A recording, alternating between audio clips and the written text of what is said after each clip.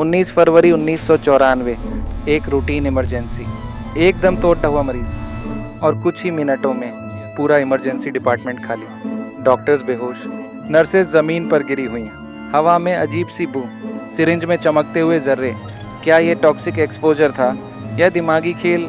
क्या एक जिस्म ने पूरे वार्ड को बीमार कर दिया या सच कहीं और छुपा था? आज भी जवाब अधूरा है, और जब जवाब अधूरा हो वहीं से शुरू होती है मेड एक्सट्रीम की कहानी।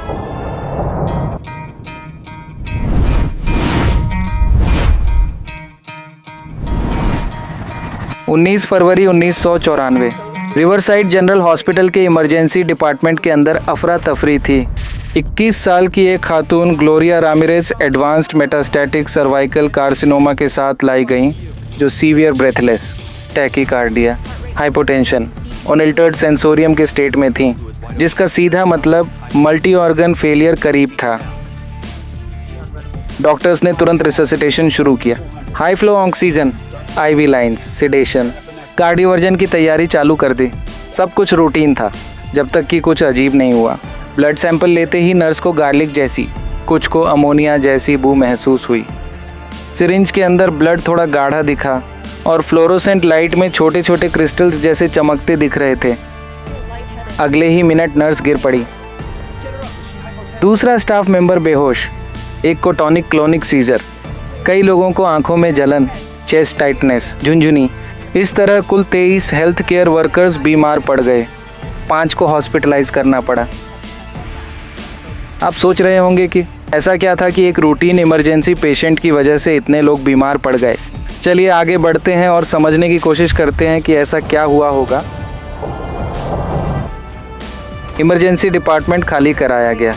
शक टॉक्सिक एक्सपोजर, लेकिन सवाल था इस सोर्स क्या था।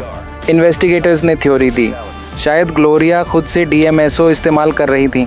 हाई ऑक्सीजन थेरेपी के दौरान डीएमएसओ पहले डाइमिथाइल सल्फोन में बदला और फिर शायद डाइमिथाइल सल्फेट में कन्वर्ट हुआ होगा।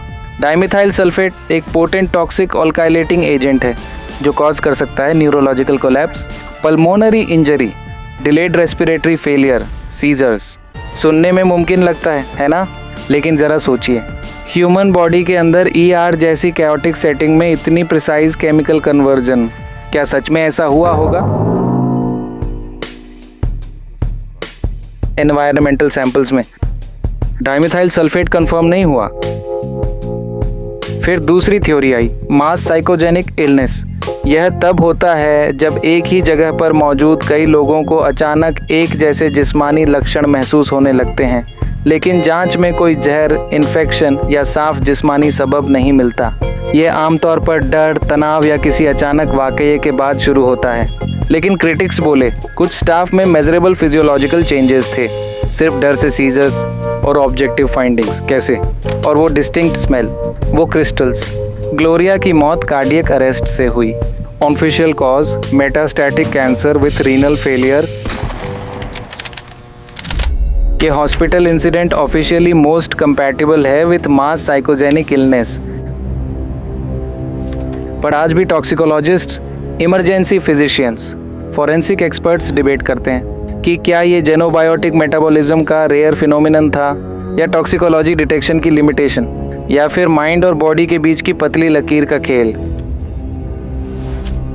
30 साल बाद भी कोई फाइनल यूनिवर्सली एक्सेप्टेड एक्सप्लेनेशन नहीं है। मेडिसिन सबूतों पर चलती है, लेकिन जब सबूतों में खाली जगह रह जाए, उन्हीं खाली जगहों में मिस्ट्री जन्म लेती है, और कभी कभी सवाल जवाबों से ज़्यादा लंबे वक्त तक जिंदा रहते हैं।